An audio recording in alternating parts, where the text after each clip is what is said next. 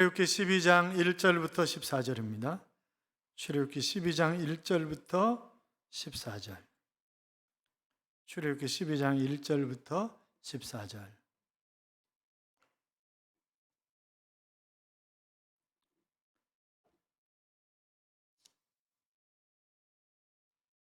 교도하겠습니다. 제가 1절 있습니다. 여호와께서 애굽 땅에서 모세와 아론에게 일러 말씀하시되 너희는 이스라엘 온 회중에게 말하여 이르라. 이달 열흘에 너희 각자가 어린 양을 잡을지니 각 족속대로 그 식구들을 위하여 어린 양을 취하되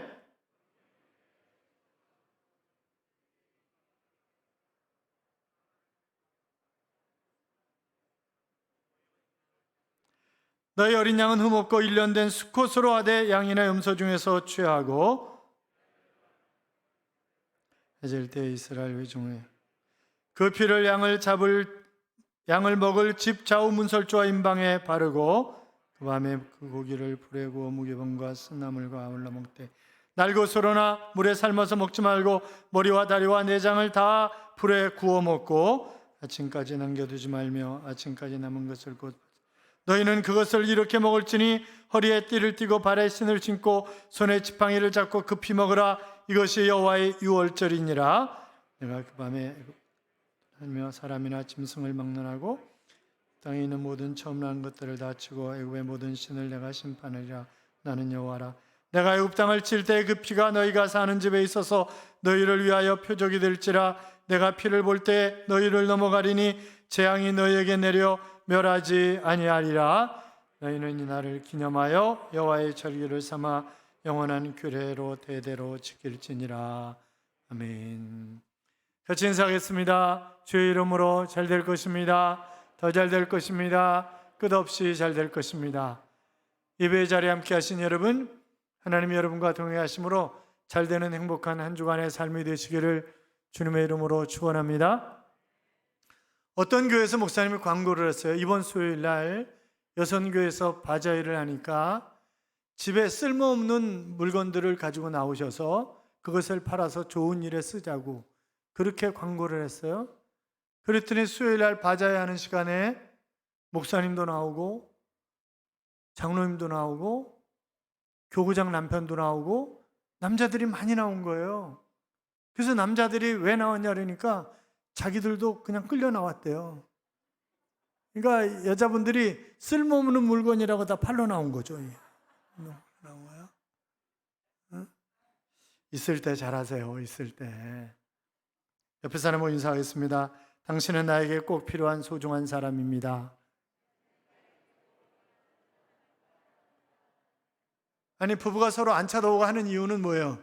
당신 필요 없는 사람이라는 거예요. 다시, 당신은 나에게 꼭 필요한 소중한 사람입니다. 그렇게 살아가시기 바라요.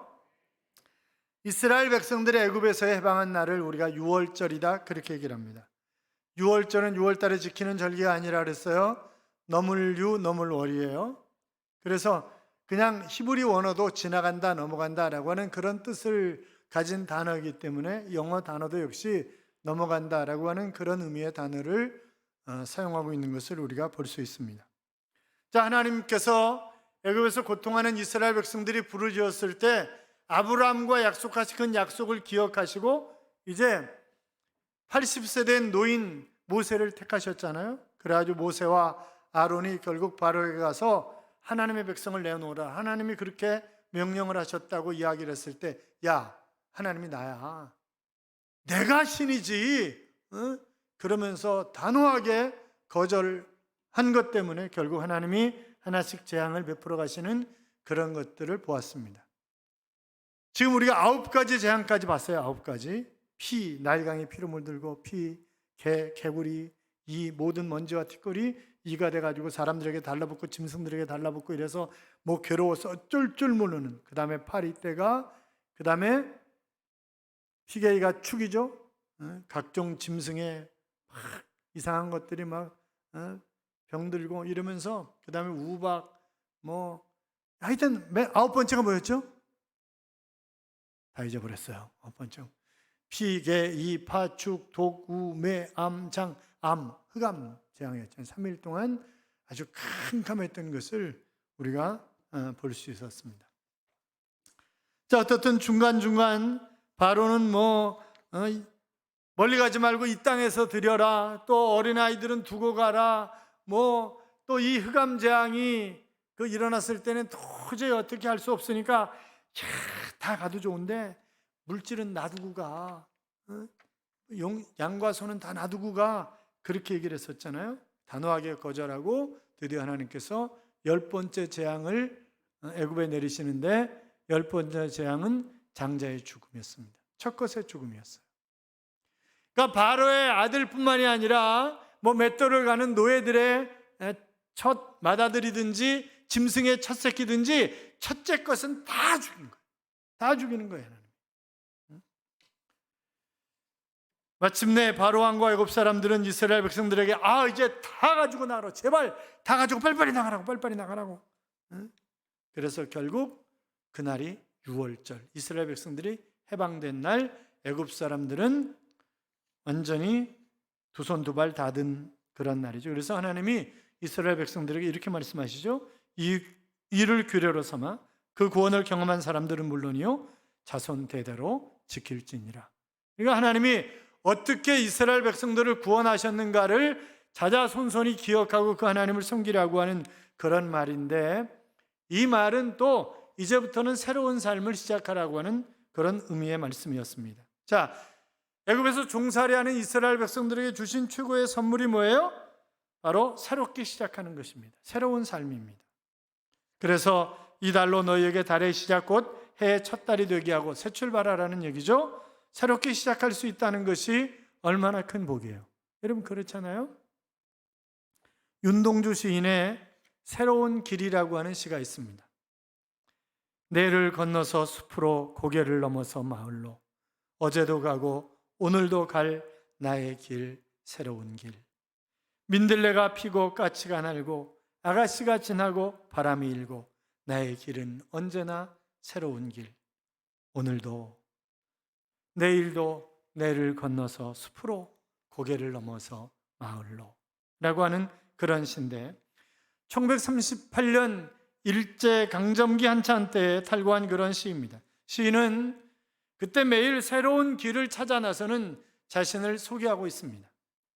특별히 처전에서 뇌와 고개가 나오는데 이것은 바로 고통스러운 삶의 현실을 이야기하고 있는 것이고, 숲과 마을이 나오는데 이는 가고자 하는 새로운 평화로운 그런 세상을 상징하는 그런 의미다, 그렇게 얘기할 수 있습니다. 곧 평화의 세계로 향하는 작가의 의지가 담겨있는 그런 시죠. 곧 시인은 매일 새로운 마음으로 내를 건너서 고개를 넘어서 숲으로 마을로 가고 있는 것입니다. 매일 새로운 날이라고 그는 고백합니다. 여러분, 우리가 지난 2년 동안 팬데믹 가운데 지내왔고 아직도 얼마나 긴 시간을 이렇게 보내야 될지 모릅니다. 확진자가 얼마나 더 늘어날지도 모르죠. 그래서 아마 이달이 정점이 될 것이다, 그렇게 이야기를 하고 있습니다만, 그러나 또 여러 곳에서 이것보다 더 어려운 그런 바이러스가 또 일어날 것이다 라고 하는 그런 이야기도 들립니다. 그럼에도 불구하고 우리가 이렇게 살아온 것 하나님의 은혜인 줄로 믿습니다. 우리가 날마다 새로운 삶을 사는 거예요. 아침마다 일어나서 하나님 감사합니다. 또 한 날의 생명을 연장시켜 주신 하나님, 오늘은 하나님을 위해서 무엇을 하면서 살아갈까요? 그리고 아주 희망을 가지고 하루를 출발하는 거죠. 하나님께서는 장자의 죽음이라고 하는 재앙이 있는 날 이스라엘 백성들이 바로 애굽에서 출발하게 하셨습니다. 그 해를 이스라엘 첫 번째 해로, 그리고 그 달을 1년의 첫 달로 명하신 것입니다. 바로 새로 출발하는 이스라엘에게는 환희와 기쁨이 넘치는 날이었지만 애굽은 통곡하는 그런 날이었습니다. 죽음의 날이었다고요. 한쪽은 구원의 날이요, 한쪽은 죽음의 날입니다. 기억하기도 싫은 날이지만 이스라엘은 영원히 기억할 그런 날이 되었습니다. 그래서 하나님이 새로운 그런 날을 이스라엘 백성들에게 허락하셔서 이제 그 날을 출발하게 하는 것입니다. 유월절 축제는 어떻게 보면 그리스도인인 우리에게는 바로 새로운 그런 삶의 시작을 알리는 그런 것이다. 그렇게 얘기할 수 있습니다. 너의 삶에서 건지시고 어둠의 세력을 무참히 패배시킨 그날은 바로 우리의 영원한 승리의 표징인 것입니다. 이 6월절 사건은 오늘날 우리들에게 예수님이 우리의 죄 때문에 십자가에 못 박혀 돌아가시고 물과 피를 다 쏟으심으로 우리를 구원하신 그 구원의 날을 상징하는 것이잖아요. 하나님의 백성들만이 애굽을 떠나 새로운 출발을 할 수 있었던 것입니다. 여러분, 하나님과 함께 새로운 출발을 원하십니까? 이스라엘의 장자가 다 죽어야 했지만 어린 양이 대신해서 죽은 것처럼 바로 우리는 지옥에 들어갈 수밖에 없는 그런 존재들이지만, 그러나 우리를 대신해서 예수 그리스도께서 십자가에서 피 흘려 죽으셨기 때문에 바로 그 사실을 믿음으로 고백하기만 하면, 예수 그리스도를 구주와 주님으로 영접하기만 하면 우리에게는 새로운 살 길이 열리는 것입니다. 자, 이 새 출발의 날이 430년 동안 애굽에서 노예 생활했던 그 모든 것들을 청산하고 자유인으로서의 첫 출발을 의미하는 것처럼 우리가 구원받는 날은 바로 하나님의 자녀로서 새로운 출발을 하는 날이 되는 것입니다. 그래서 고린도후서 5장 17절에 보시면 그런즉 누구든지 그리스도 안에 있으면 새로운 피조물이라 이전 것은 지나갔으니 보라 새 것이 되었도다 하셨습니다. 에른스트 블루라고 하는 철학자가 이런 얘기를 했어요. 새로움이란 종말에서 비로소 시작된다 하는 그런 이야기를 했습니다. 여러분, 예수님 만난 삭개오 보세요. 그가 예수를 만나고 이렇게 얘기를 합니다. 제가 남의 것을 토색한 것이 있으면, 혹시 있을지 모르니까 그런 얘기 안 해요. 토색한 것이 많이 있는데 제가 4배로 갚겠습니다. 그리고 제 재산의 절반을 가난한 사람들을 위해서 내놓겠습니다. 그 얘기는 뭐예요? 이제 새롭게 시작하겠습니다 하는 그런 얘기 아니겠습니까? 그러니까 우리가 정말 예수를 믿는 신실한 사람들은 과거를 돌아보지 않습니다. 과거에 연연하지 않습니다. 바울이 과거에 연연합니까? 예수님의 제자들이 과거에 연연합니까? 아니요, 그렇지 않습니다. 그러니까 여러분, 내가 예수 믿고 그때가 좋아서 그때는 이것도 할 수 있잖아, 뭐 꺾기도 하고 뭐 이것도 하고 좋았는데 요새는 눈치가 보여. 마당에서 집에서 담배 피지 말라니까 바깥에 나와서 필라면 혹시나 교인이 지나갈까 봐 제가요 동네 거의 차 타고 다닙니다. 동네도. 왜? 이러다가 몇 사람 이러는 사람들 봤거든요. 제가 어떤 사람은요 상계동에서 닭갈비집 들어가는데 거기서 이거 하고 있더라고. 식구들이 와가지고 그 식구들이 다 교회 나오는 우리 교회 가족인데 이거 하고 있는 거예요. 그러니까 보고 얼마나 민망해서 제가 끝까지 모르는 척 했어요. 고개 돌리고. 다음 주부터 교회를 안 나와. 그러니까 아니 점점 좋아지면 되는 거니까 그냥 나와요. 그래도 점점 좋아지면 되는 거잖아요. 그렇지 않아요? 점점 바뀌어가면 되는 거지 그게.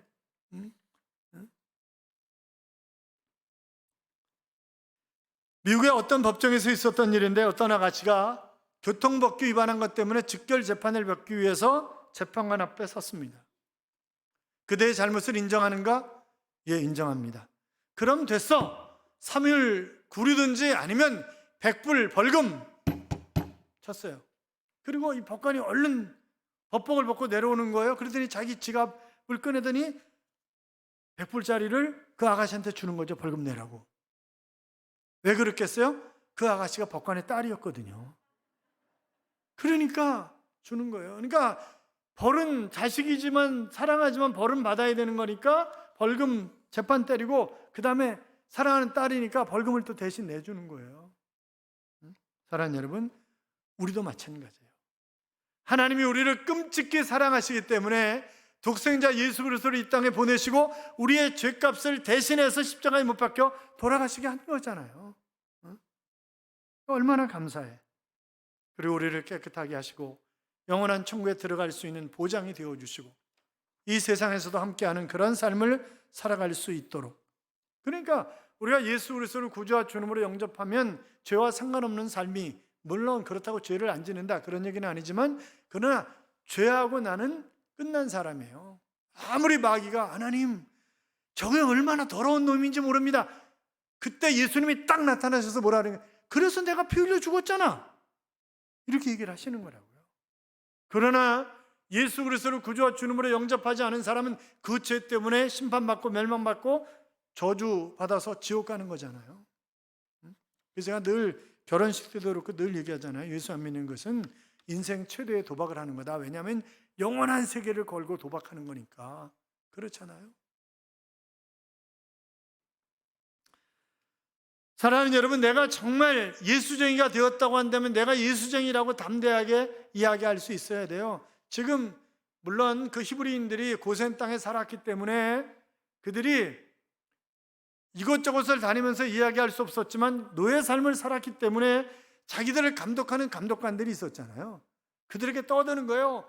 하나님이 우리를 사랑하셔서 이제 보라고 끊임없이 재앙이 계속되고 우리는 자유함으로도 이제 가나안으로 갈 거라고 끊임없이 떠드는 거예요. 여러분, 우리도 마찬가지예요. 우리가 예수 믿으면 다 교회 다녀. 나 이제 정말 예배드리고 정직하고 깨끗하게 살기로 했어. 내가 어떤 봉사할 일이 있으면 열심히 봉사할 거고 정말 하나님의 자녀답게 살 거야. 이러고 떠들고 다녀야 되는 거예요. 어휴, 당신도 이 교회 다녀요? 우리 직장에서 피자 아는 척 하지 말아요. 그러면 안 돼요. 그렇잖아요. 응? 무하마드 알리 아시죠? 권투 선수. 1964년에 로마 올림픽에서 금메달을 땄어요.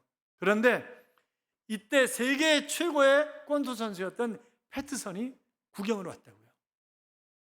그리고 승리한 이 알리가 보니까 이 패터슨이 와 있는 거예요. 그러니까 패터슨, 잠깐만 기다려. 당신 내가 조만간에 때려 눕힐 거야. 내가 세계 최고의 강자가 될 거야.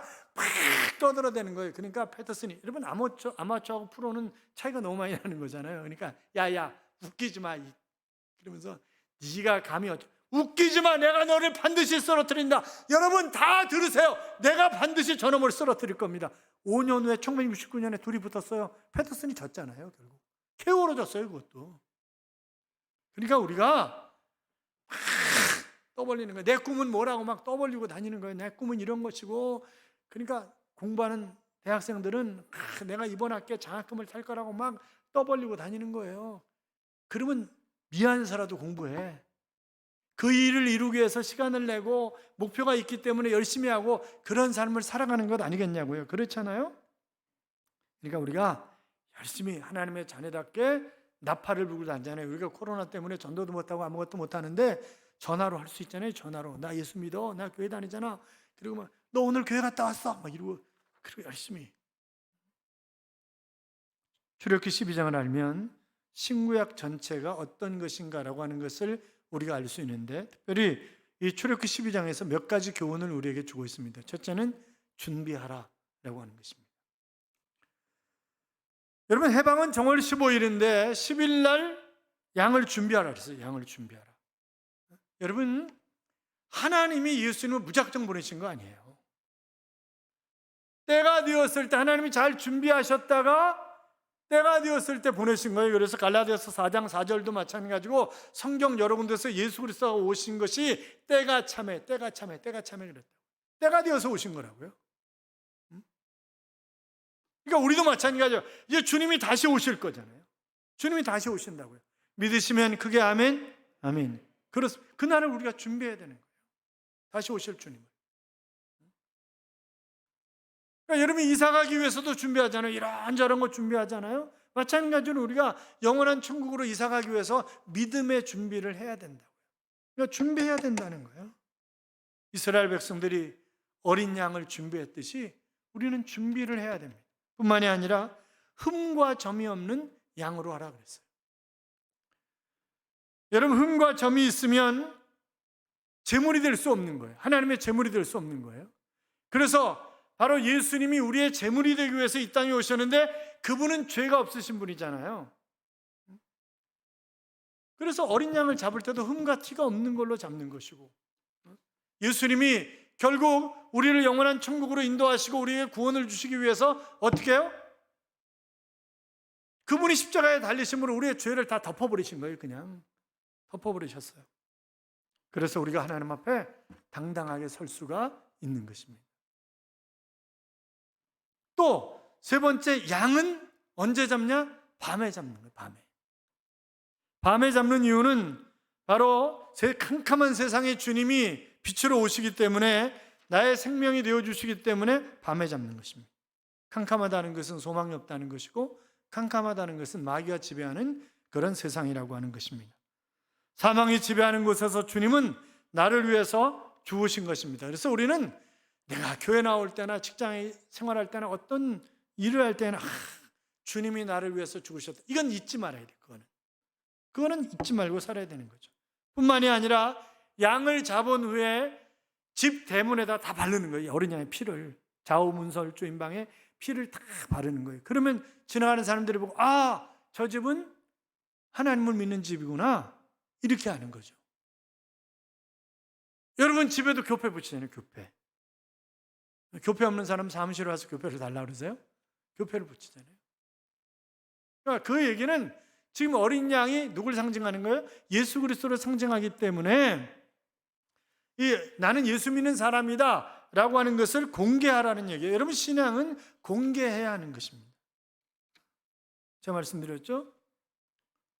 저희 지도 교수님이 고대 박물관장이셨어요.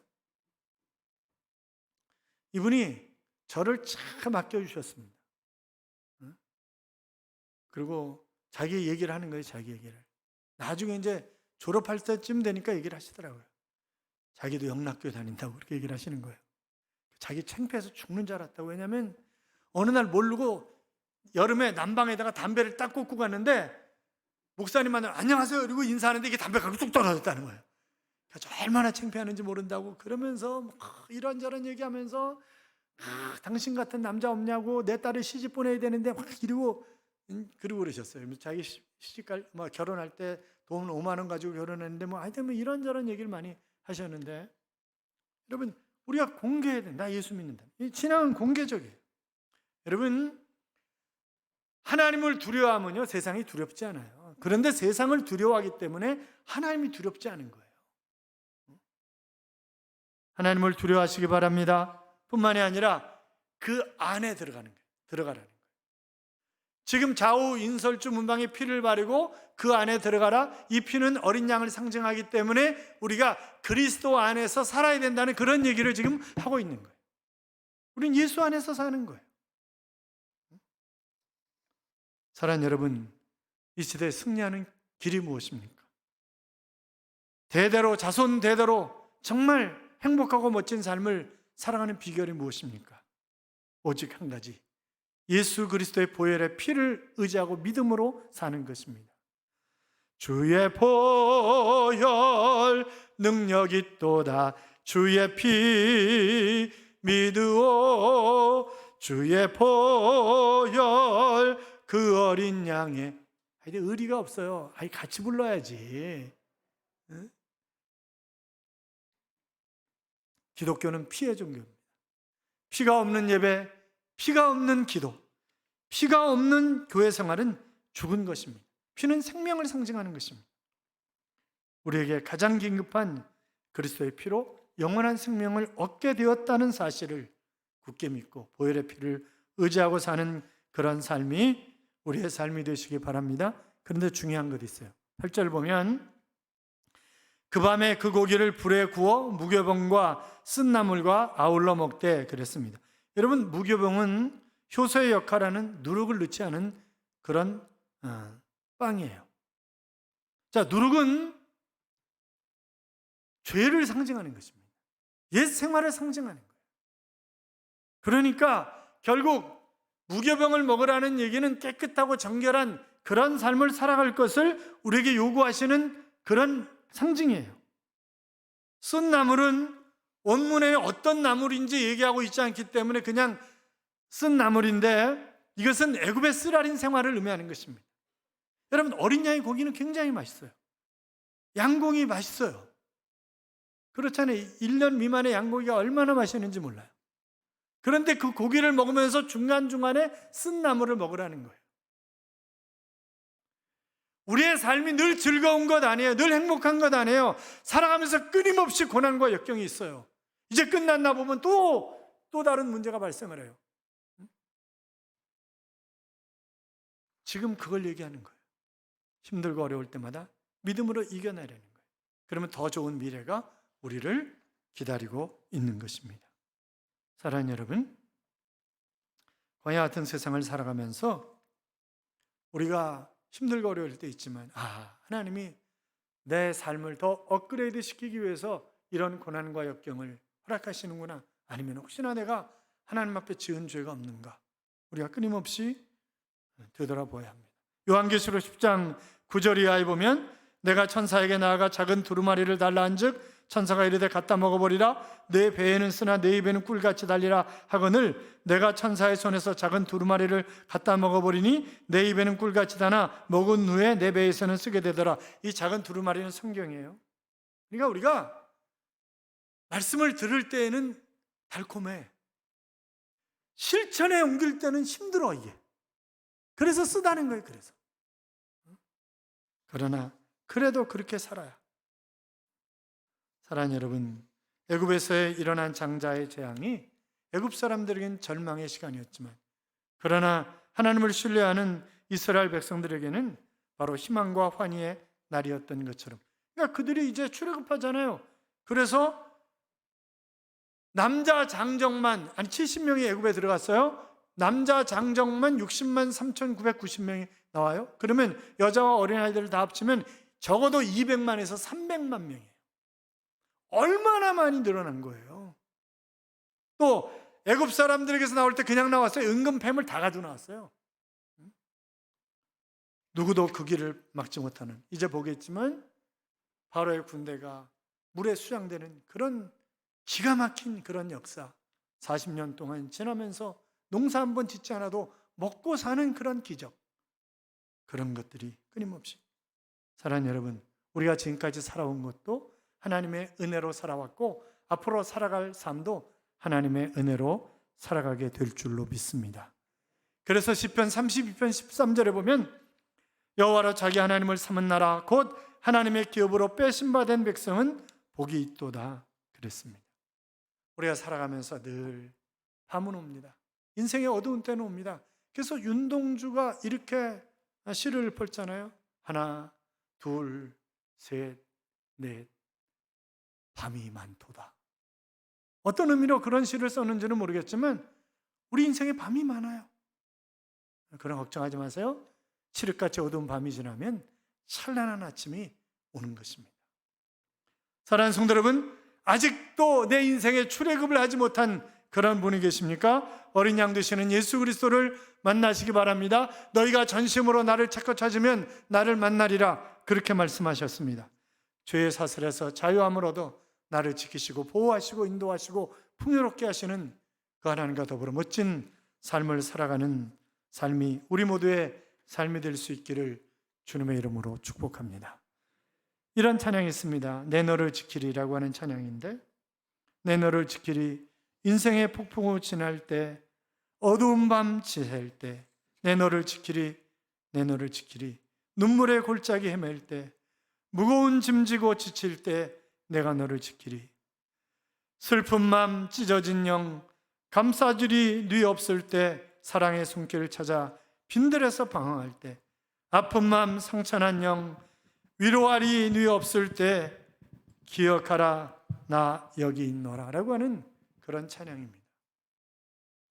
사랑하는 여러분, 우리를 구원하신 하나님이 우리를 지키시고 우리를 인도하실 줄로 믿습니다. 이스라엘 백성을 인도하시는 하나님, 나의 하나님이십니다. 그 하나님을 의지하고 이 한 주간도 믿음으로 승리하는 한 주간의 삶이 되시기를 주님의 이름으로 축원합니다.